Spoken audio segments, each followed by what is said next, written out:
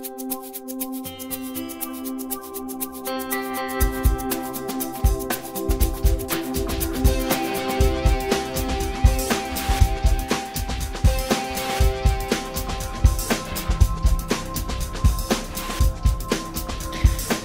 folks, it is Tuesday, August 30th, 2011. I'm Skip Ruddertail, your Otter editor, and with me, as always, well, except last week when I wasn't here, but he is Toonces, the driving cat, the cat that does in fact drive a car, as I will be again when I leave the city for the cozy countryside over the winter months. Yep. Because, fuck it, it's cold.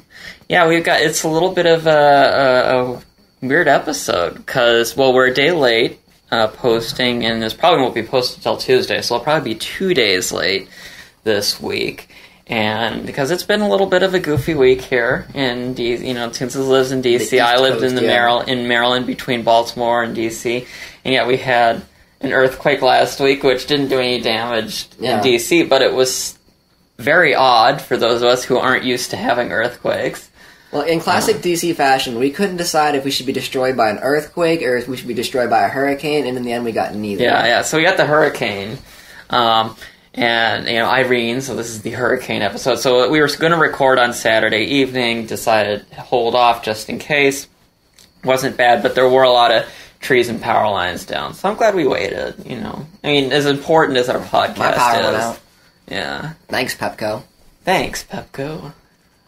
So, but the big news, I think, is, as Toons has just hinted at, is that he's going to be going back to Pennsylvania for a few months, which I'm an unhappy camper about. But, he's going to do some things with his family, he's going to earn some money, he's going to be back in D.C.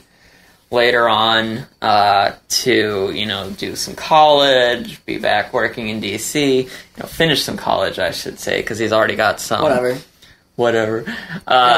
He's going to be away for a few months, and I'm going to miss having him around all the time. Skip, I'm going to miss you. Yeah. It's been showing me some wonderful hospitality. We had some delicious, the enchiladas.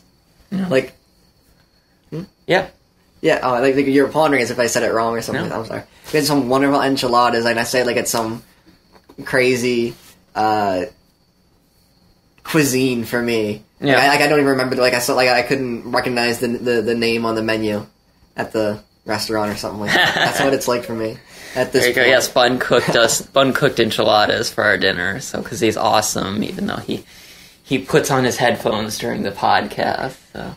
But that's okay. Oh, see, he's laughing. He can hear us despite the headphones. All right. Oh, let him play his game. Come on, I'm letting him play his game. Story. We're here for the story. Let me say a little thing first and let people know what we're planning on doing. So, never fear, for those of you who miss the, dare I say, classic Toonces Skip rapport, we're going to be trying to work out, how to record remotely from Toonces' undisclosed location in Amish country, deep in a missile silo in Amish country. No, in Amish country. That's what you're going to call your gay bar in Amish country, the missile silo.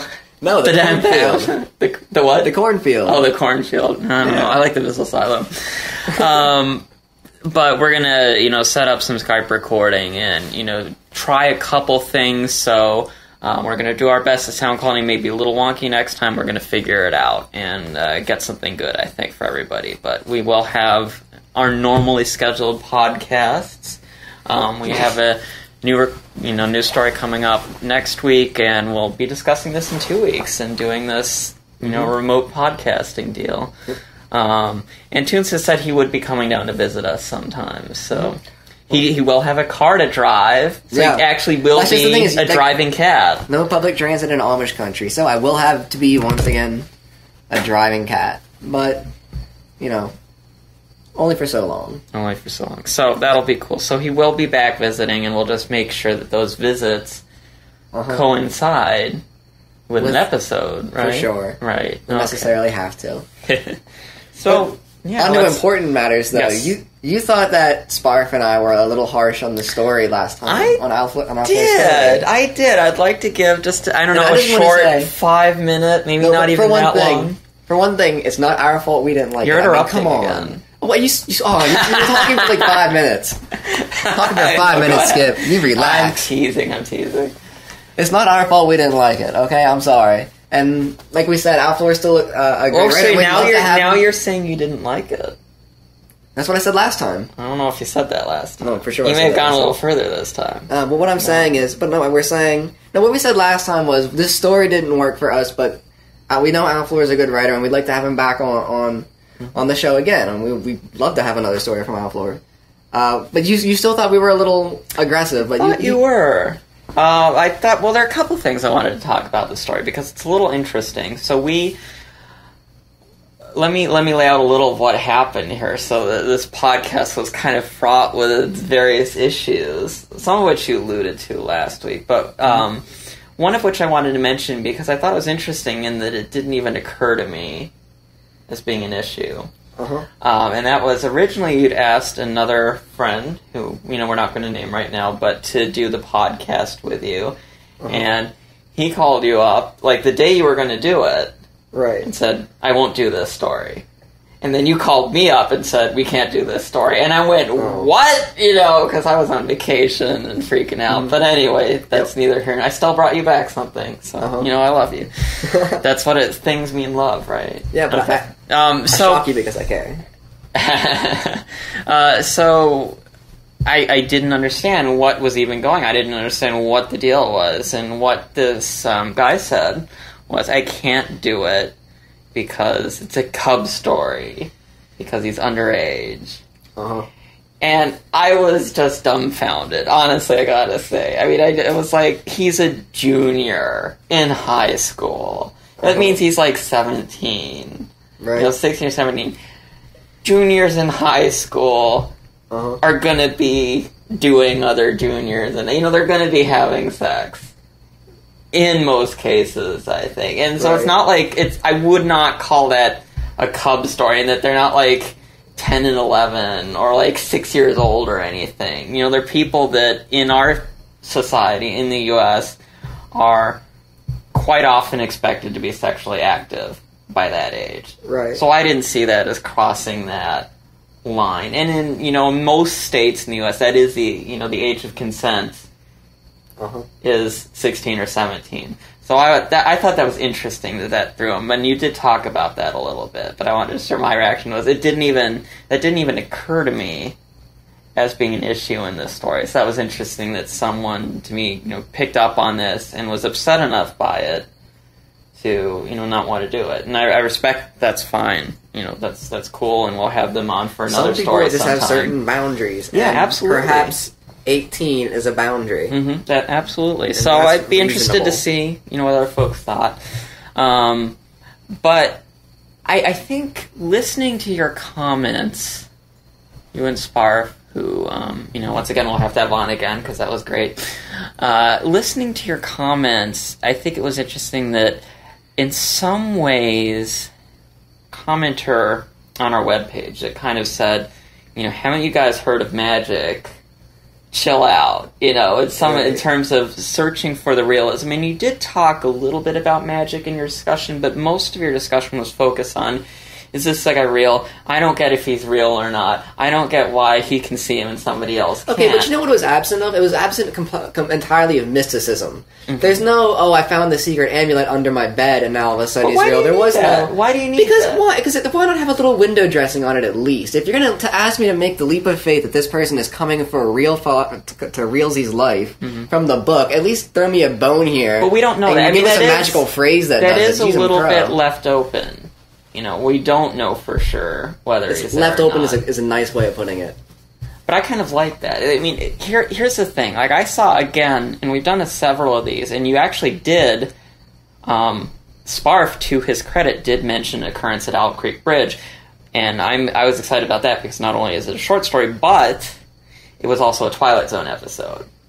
Right. And we've talked before, Alfor's little horror story, we've talked before that I think some of his stuff are a little bit Twilight Zone episode-ish, and this would be the kind of thing they do, where they'd leave one person seeing it, or the classic one is probably William Shatner in The Gremlin on the Wing, right? Uh-huh. Where, you've seen this one, I don't remember what it is, something at 30,000 feet. There's something on the wing. Spot. Right. But there's a gremlin outside. He sees it every time he calls his wife for the stewardess. Nobody sees it, and he opens the plane, shoots it. Everybody thinks he's crazy. He's brought off the plane, in a straitjacket, raving.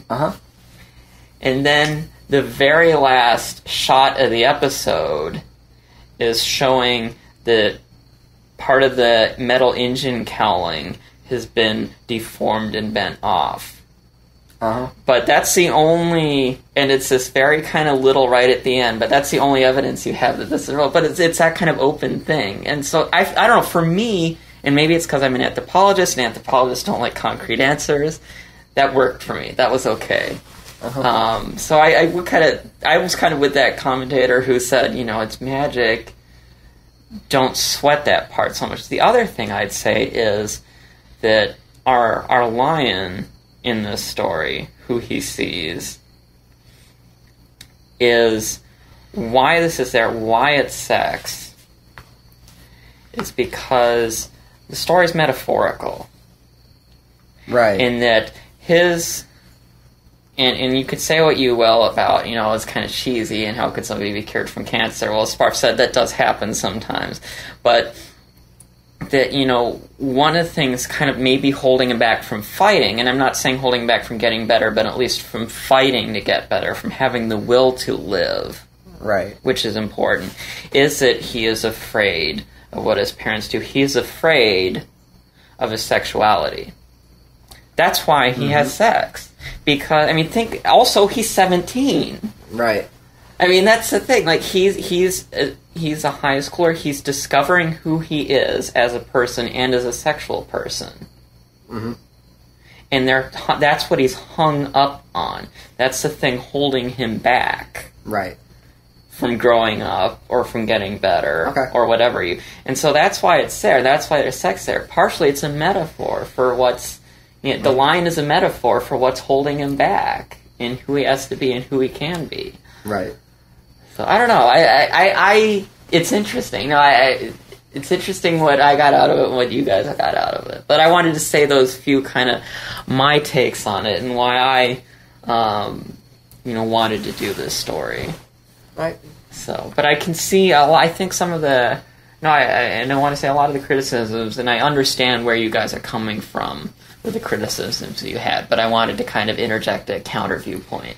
Well, for me, the subject's age was only a small bit of discomfort for it, just because I combined with that fact, just the fact that he seems to be in such a vulnerable position as a cancer patient. It really just doesn't make you feel like that. And then I think to be asked to enjoy this as a pornographic piece, I don't know, it didn't really float my boat. But I think more in terms of just as a story, I didn't like that emotionally just tugged you along in random places, going here or there. So yeah, the sex is a metaphor, whatever. The larger sin I thought was just how indelicately it all was put together ultimately. So some of the writing craft, as it were, maybe. Just sometimes it doesn't come together, that's all, Okay. Whatever. In your opinion? Sometimes you lose the game. Come on, I disagree. No, it worked for you, like I said, but I can understand if it didn't for you. I think it's interesting what you said about the hospital setting, and I was saying to a friend of mine the other day that if you look at what's most popular in furry literature right now, they're romance novels and adventure novels, and they're things that are, in a large extent, fairly safe stories and fairly comfortable stories. They're relatable stories. Right. And we don't see a lot of... we haven't seen a lot of stories in furry literature as a whole yet with protagonists who are disliked or unlikable protagonists, things like that, which, or novels that are really kind of pushing the bounds of what's comfortable and what's safe. And I think we will see these things as as furry literature expands in scope, as we see more authors, as we see more books. I think we will start seeing, books that make people uncomfortable. Uncomfortable and I in think what that's way? a good thing. Uncomfortable in what way? Well, I think in I'm using that term very loosely because I think it could be in many ways. So it could be, in this case, seeing You just want somebody to have a sharper edge, essentially? Sometimes. Not all in all. I'm not saying that it needs to, but I'm saying that there should be some works that do. I'm not saying everything has to change, because I certainly love the romance novels and adventure stories.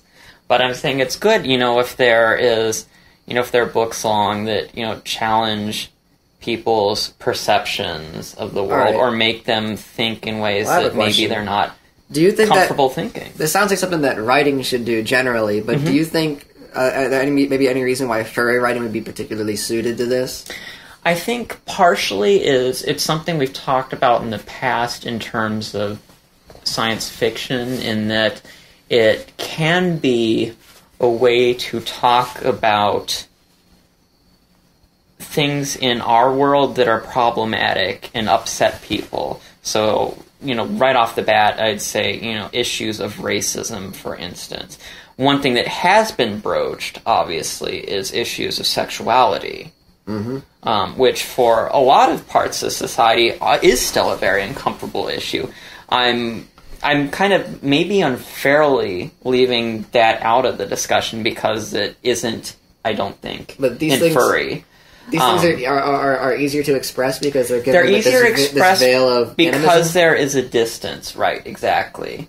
We can, and that's the same with science fiction. There's an artificial distance imposed by the construct, setting it in, a distant galaxy or a future world. And, we're in a distant galaxy or a future world, or they're animal people, but we're going to talk about racism. And it's easier to get people to read that, talking about racism in a distant galaxy sometimes, unfortunately, than it is talking about racism in the country they live, because that's an issue they have to confront, and maybe they're not comfortable with, or they don't want to confront it because they don't want to think that they may be guilty of certain kinds of thinking. So I think it's an opportunity that furry has. It's a mental condom. I love it. Very good. Yeah, just wrap it around your head, and so you can think all the dirty thoughts you want. That's his highlight for the folks' night. He's going to leave. Thank you for coming, Toonces. We won't get any better than that. That was great. See you next time. All right. I think that sounds to me like that's how you're describing it. I think so. I think there is a little bit of that. It's something that teaching anthropology at a college level, when we would get in doing the Roots of Racism class, for example, we start out with racism in other societies in other countries. And we start out with racism in the U.S. when slavery was legal, or, earlier than that.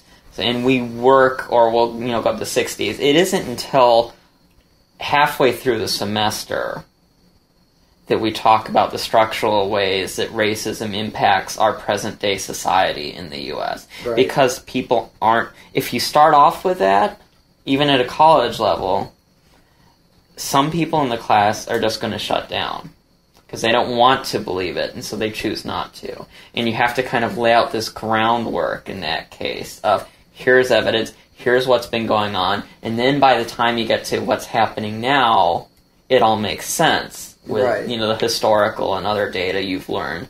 And I think, so sci-fi, it's kind of a way to cut that background learning out, and because you're only trying to get it across in a story.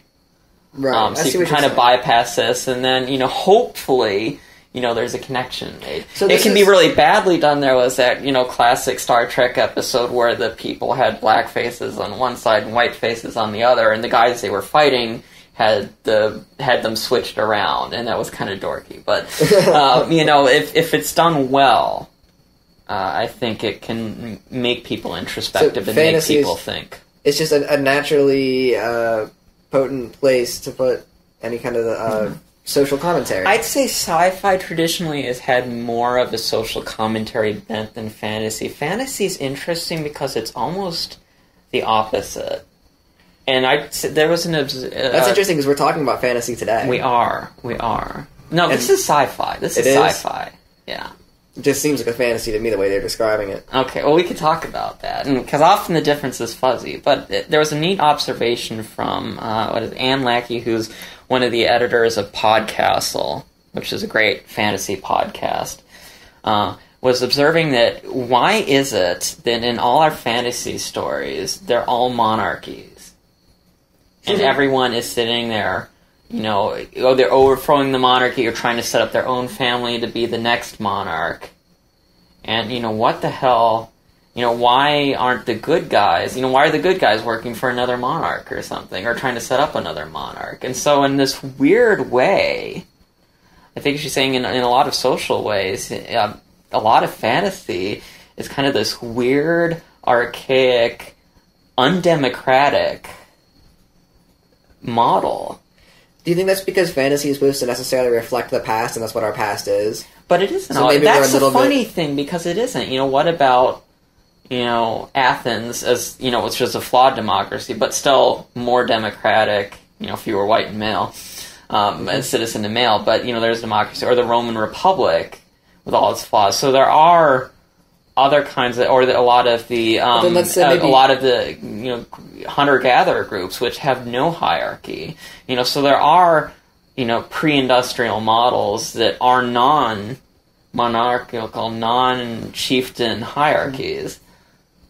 So then why are fantasy nerds just so caught up with kings and queens? That's a good question. That's a really good question. So I don't know. You're if listeners, I am reading Game of Thrones. But and the good guys are trying to be kings. So that's a little like, okay, how is this better? And it is not about the common people, really, at all. Nope, it isn't. It's about dragons. So how is this better? So in sci-fi, where a lot of sci-fi is about the common people, or the common people trying to be something more. And a lot of the fantasy books, if it is a common person, what do they want to do? They want to end up being a knight or a king. Mm-hmm. So they're not common anymore. And to segue into talking about the story, they call the dude my lord. They call the dude my lord, and I thought on first read, this dude must have been a king. That was my first read in the story. I thought absolutely, okay, this guy's a king or something like that. And my comment to you there, sir, is obviously you need to mix up your BDSM scenes a little more, or your repertoire. But it's like calling somebody master. You've been reading this series for like 1,800 years or something like that. Well, I should say that. Yes, this is this is Elf K. Sternberg's his from the Journals of Ken Shardik series, which has been going since like 1996. It's the longest running. It's currently running? It's currently, he's still writing it. Longest running and longest number of words, I think, sci-fi anthology series on the internet at this point. So he's been writing it forever. It has a fairly considerable non-furry following, too, because he's, had it hosted, at least back in the day, I think he still does on non-furry sites like Nifty Archive. But so I remember reading some of this. I remember reading some of these. Like, I want to say, if not high school, definitely college.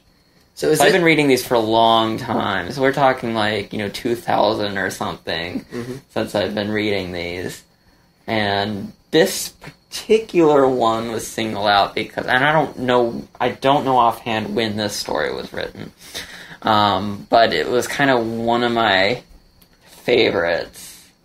This one really turns your cranks? What? This one really turns your cranks? It does turn my cranks, yes. Yes, cool. It was a good paw story, and I liked it. What about it specifically? Because there's a lot going on. There is a lot about it. They do tease like a bunch of little things. It's an eclectic little story. It doesn't really fixate on one specific That's one of the other reasons we've done a bunch of heavy stories lately. And so I wanted to do something that was lighter and more fun. You know, this isn't heavy issues. You know, this is having another man impregnate your wife. Not that serious. Well, let's get to that. But I do want to say, too, that we have talked in the past about furry crushes. And I remember a couple weeks ago, you know, I said, oh, yeah, I used to, back in the day, I had crushes on Falstaff. And you were like, who's that? And I said, a lot of people had crushes on Chester, like Fuzzwolf, who's that? And Fuzzwolf, by the way, flipped out when he heard you say, who's that? He wants to, he was at the con, at Rocky Mountain Fur Con, and wanted me to let you know what did that I say? You're a child. What did I say? I said he had a crush on, I said, you know, Fuzz has had a crush for years on Chester by Terry Smith. And you were like, who's that? And he was outraged when he heard that. He was outraged. So he should have explained it to me first. Yes, he's a ringtail, what is it, a camistyle or whatever you call them, but, you know, very distinctive. And been in many different comics. But anyway, very popular. So Fuzz finally got a commission from her, so that was like the big deal, of himself with Chester. Of course. Well, I also have for many years had a furry crush on one of the characters in this story. Aaden? Yeah. Why Aaden? Had a serious furry crush on Aaden. Because skunks are sexy. Well, they used to be mustelids like otters, but apparently they're their own thing now, as they've done genetic testing. Oh. Yeah. That's crazy. I used to be, when I started in furry, this is the whole time, when I started in furry, I was a Lutra Canadiensis sapiens, if you will. Oh, We're going to be Latin. Oh, wow. Well, really? I think I'm sapiens, don't you? Wait. Go through the Latin terms again. Lutra Canadiensis sapiens. I thought you were American. I thought you were from Denver. Well, no. Lutra Canadiensis was the North American river otter name. Oh. That's the binomial nomenclature. Oh. And I figure as long as I'm a talking river otter, I must be a sapiens. So, you know, it's like we're Okay. That's like our full name, we're Homo sapiens. Because sapiens just means like intelligent. Right, so we're Homo sapiens, but we're actually Homo sapiens sapiens. Because Homo sapiens sapiens. Well, some of us. Yeah. Some of us, right. But now, thanks to genetic testing, apparently North American otters branched off of European otters well earlier, so now we are Lontra, Lontra, Lontra Canadiensis.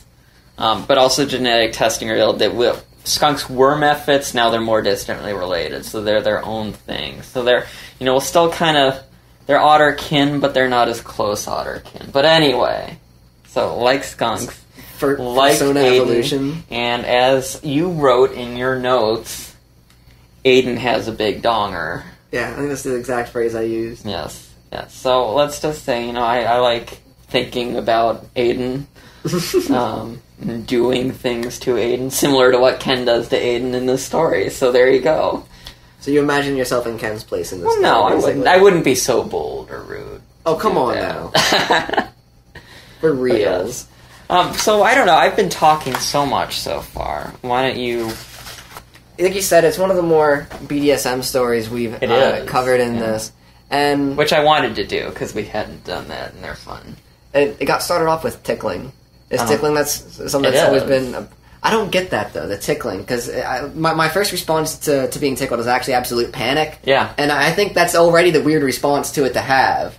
But I think, aside from that, you should just be the kind of laughing and giggling, but it's actually like a sexual response, really? In that it is, you know, in that BSDM is often sexual response into things that are uncomfortable.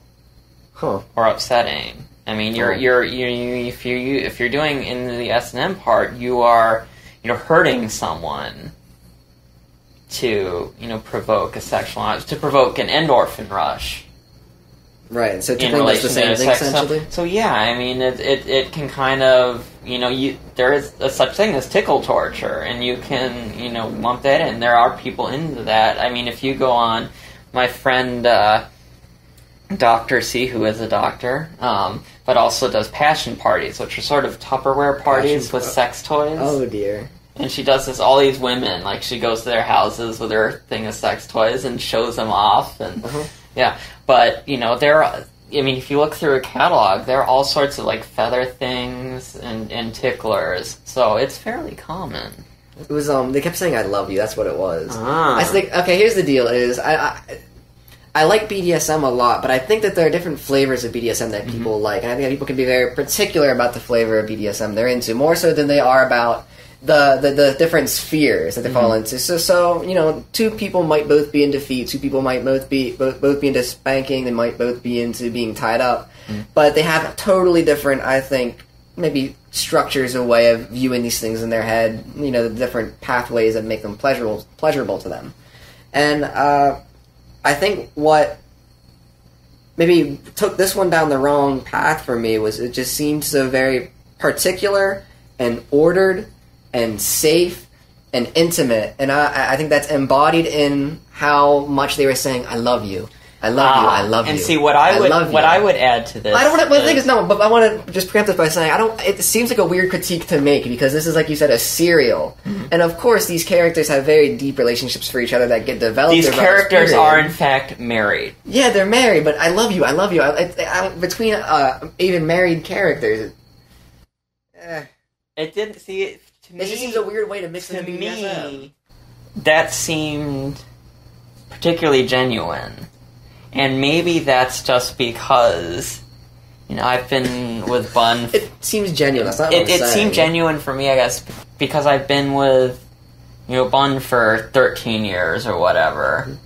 But I don't know, that didn't throw me. So it's interesting that you latched onto that, or it was something that kind of bothered you. Not a lot, but a little bit, I guess. I'm not doubting the genuineness of the sentiment within the context of the story.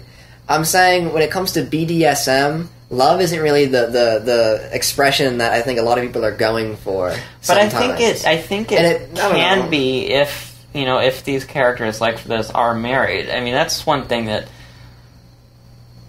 I don't know. It's a weird. Well, I don't want to critique it, like I said. I'm just saying it's a different thing for me to see a story that does BDSM that is so deeply hinged upon intimate, like obviously reciprocated and positive feelings. How do you think one should do a BDSM story that way? Like it doesn't really sound like the standard to me. It's not, and so maybe at some point, if you or one of our other listeners wants to pick out something that maybe is more of a conventional BDSM story, or one that say involves people who are strangers or more casual acquaintances. I mean, I think you're right, this is a very particular BDSM story in that these are married people doing this, and that does definitely color the interaction that takes place. And that's kind of one of the things I think I like about the story, though, actually, is that it's intense, and yet it ends up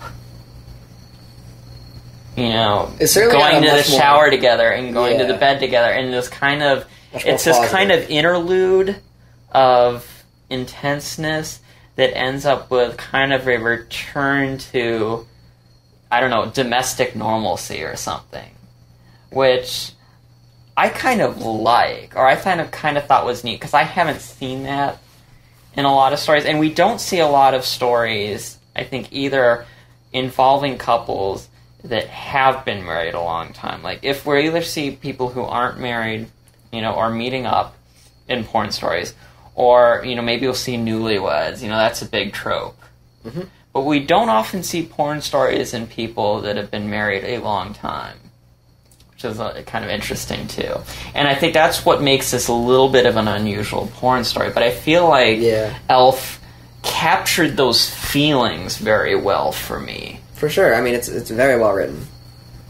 The thing is, for as short as it was, as short as our little excerpt was, the characters in it became incredibly well detailed and fleshed out, and that's something you can only do when you've been writing for a long time and putting a lot of attention into these characters. And what's neat about the story is they managed to do that, even though this is one tiny little interlude in their lives and one tiny little chapter in this larger story. So this isn't the first time any of them have been introduced. There are a couple little weird things that, wanted to clarify. So Rowan, at a couple points, most of it, I think, stands on its own. Maybe there are a couple questions, and I think the story does stand on its own. There are a couple points where I think people may ask a question. So, like, Rowan used to be an AI, used to be like a computer brain that ran Rish, which was the pleasure house, and there was an accident. I don't remember the details, I confess. There was some kind of accident, and now she is in a body. And that's what some of those comments are about, saying I was so mad at you at first because she'd been taken out of this AI, connected into everything, connected in the internet, and is now in this body. And it's at the same time kind of restrictive and open to new sensations for her. So that's what that was about. And that's maybe, I think, the only kind of question that people might have hearing the story as a standalone that would really kind of be, what was that? Or what's she talking about? I think the rest of it stands on its own pretty well. And the way this was split up, it was kind of the straight porn B feature followed by the gay porn A feature. So it's like the straight porn was like all kind of like not, I want to say not entirely serious, not entirely passionate. Might even be the best way of putting it. It's not passionate. I think that's one of the interesting. Well, I'll say Ken is extremely bisexual. Our main character, Ken, and he's married to Panissa, who goes off at the beginning with her surfer guy, and he's married to Aaden. So he has 2 spouses. Oh. Yes. And that's okay on this planet. Apparently. Yes. Why not? I thought you said it wasn't fantasy. It's sci-fi, because it's in the future, and most of the stuff is techno. This is the weird, fuzzy barrier between sci-fi and fantasy. Sci-fi is hard. Sci-fi has to be strictly possible within the realms of either current or predicted technology. Not a lot of people write in hard sci-fi. Like Star Wars is not hard sci-fi because we don't have hyperdrives or anything like that yet. Right. 2001 it sort of is until the aliens come up, but in terms of the spaceships envisioned and using artificial gravity by spinning the ship, that's a hard sci-fi. That's predicted, theoretically based science. Fantasy, loosely, there's magic. There's magic. And that is the basis. Now, of course, Arthur C. Clarke famously said, sufficiently advanced technology is indistinguishable from magic. Except not really. Because it's not magic. It's if you're primitive enough, right? You can't tell the difference. Science looks like magic if your understanding is weak enough. Basically, is what he said. If you went back and and threw up, I don't know. If you went back to 1800 and showed, Independence Day where they're blowing up the White House, everybody there was like, oh my god, the White House blew up. They're not going to know that that's a movie. So there's this stupid example. Right. That's a very, very stupid example. I apologize. But anyway, moving on. So that's kind of the barrier. And there's some stories that kind of stride it. So for Anne McCaffrey's Pern books are often classified as fantasy because they have dragons. But if you read the books, I would argue, and I think most science fiction people have read them, would argue they're science fiction because these dragons it's an alien species and it's genetic modification and all these developments, using so it's not really science. Much of a... So sometimes it's a fuzzy boundary, but that's kind of it. So this world, Pendor, is science-based rather than magic-based, letting them, do like these AI things in these species. That is one thing I kind of wanted to bring up. What's that? Well, we've seen this in all sorts of furry worlds, and I think it's if you're writing a novel in the furry realm, it's kind of an issue you have to address. Furry kids. Because how do we get furry kids? And that's one of the reasons I like the story, because it addresses that in a way that I feel is very What stories have you been reading that require you to procure furry kids?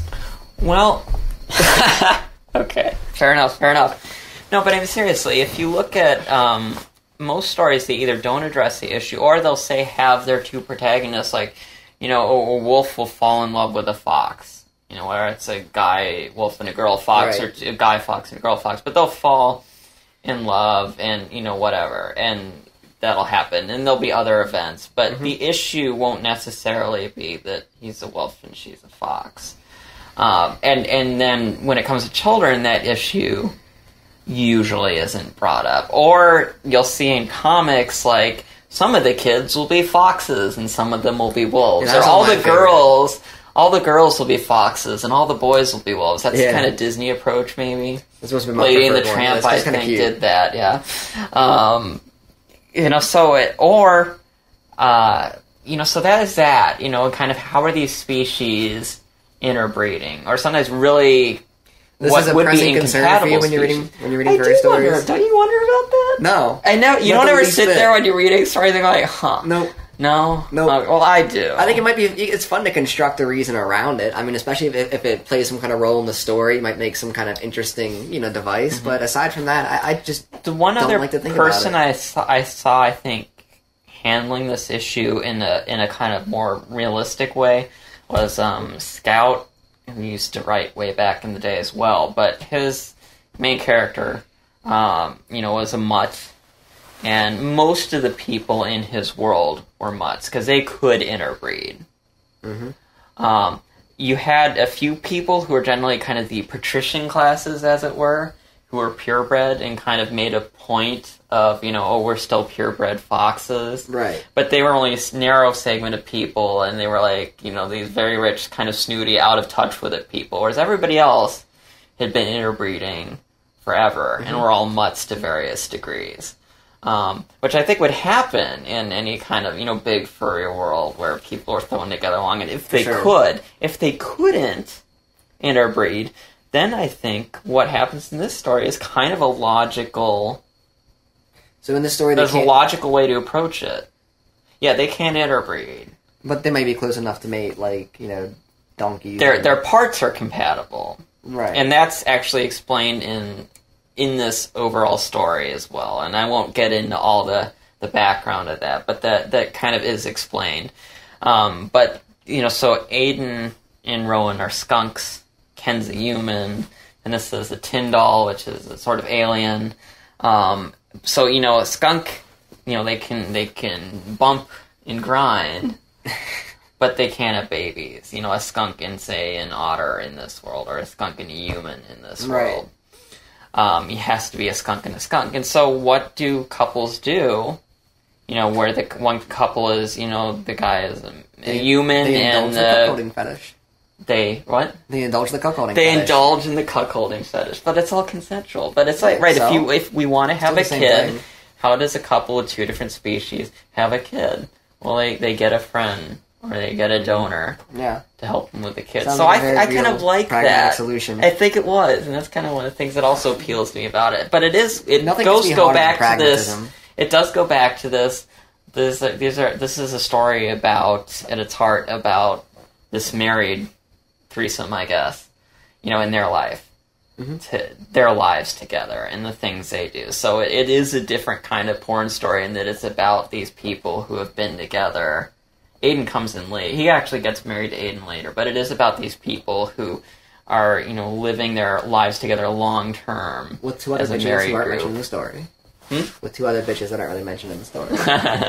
Well, they're the ones that, they're friends, and they're brought in to have the kids or whatever. All sounds very communal, very And all friendly. very communal. It is a very friendly place. And that is in the story, too. Like, they have Pendor, which is the planet this is on, has some, at times, strained relations with Earth, because the Earth people are a little more prudish when it comes to these sorts of arrangements and cross-species hookups and marriages and whatnot. Do we still have the Jesuits in this future time? Hopefully. That I like are- Jesuits. They're okay. But the Jesuits were the first ones that came across and said, well, look, if you're not going to act right and only marry one person, we're definitely going to kill you. Yeah, well... That was, that's the old school. The new school Jesuits, pretty uppity. They've reformed. They're cool They are now. reformed. I They can't are wait. cool. I can't wait. It's like 150 years from now. Like, Al Qaeda. Look, they definitely have a really bad history. But if you look now, If you look they're out now. there. They're out there, protesting when the government tried to shut down that farming co-op. There was Al Qaeda right there with their banners. And I can't wait to read on the message boards. Look, if you guys look into the history of Al Qaeda, they actually were really once a really bad organization. we just lost about 63 listeners. I hope you know. We apologize. Well, we're getting a little carried away. It's like now we're down to 2. No, it's like no. I just think it's funny, like just the long arc of history. It is. No, that is, and religions as a whole tend to soften their ideological rigidness over time. Christianity certainly has. For sure. Yeah. Thanks, Christianity. Thanks, Christianity. There you go. Yes, we're equal opportunity offensive. Let's see. Let me get some. I don't want to. It just happens. Oh, that's pretty good for my notes. I just wanted to say I like the other kind of the first sex scene in this story, and the idea there of like how do we get, because I don't know, that kind of, it's not quite forced, but it is to an extent. This how do we get this guy who's as gay as you to have sex with a lady? He is. Oh wow. But I'm the alpha twink. Yeah, well, he's the alpha skunk. And, so I kind of like this, like, okay, how do we solve this problem? And I find that kind of hot, actually. Like, how do we get this guy It's the problem-solving super part gay? Of it. I can definitely see this being like a formative skip taking to immediately. Yes. Like, oh my god, they're solving problems. It's so pragmatic. No, it's like, okay, well, look. We have some kind of a little bit, not quite forced sex. That's hot. As you said, he gets blindfolded and dirty talk called, you're right, called, cub and bitch. But and, apparently he likes that. Slapped around and... He said he has, 2 kids, didn't he? Yeah. Somebody else. I think he does, maybe. Or Ken does. Maybe Ken already does. And Ken's bi. Oh. So, yeah, but I mean, there's a lot that's working for me. Porn-wise, pulp-wise, as you would say. Definitely. So, I don't know, is there any... I feel like I've talked for about 80% of this episode. Like I said, this is something that you've been reading for, I think, how many years? And I liked it. I really did like the parts you showed me. I made a little bit of fun about the straight sex scene, because I always do, because it's always fun, too. Well, because you can't make it through straight sex scenes without making uncomfortable faces. It's really entertaining. He, sits there and he's like... They say, vagina, and he's like, don't do that. I'm drinking, That's really mean. It's true. No, though. it's like a stomach. I think I was a trooper. I was a trooper. You were a trooper, and I'm bi enough that I like the. We've talked about this before. I'm like 70-30 or 75-25 or something like that. So I'm bi enough that I dig the straight sex scenes. But yeah, I appreciate you trooping it out. And, so the story was hopefully a little something for everybody. But yes. Cool. Anything else? Bring it on. Other hurricanes? Yeah, there you go. Bring Word. Thanks. We can do this. As you move inland. I appreciate that. Yeah. Thanks. It's great. It's great. I don't think there's much... we just have to deal with crop failure, I think, is our only issue in Amish country. Oh no, all the corn died. That and the English coming in, yeah. Mm-hmm. Yeah. So, I don't know, I think that about does it, I guess. So, we will have a new story up for you next week. We've got a couple possibilities, we're trying to pick what it is, so we'll figure that out today. And then, in 2 weeks, come back, and we will try this, our first remote podcast, and see how that goes. Mm-hmm.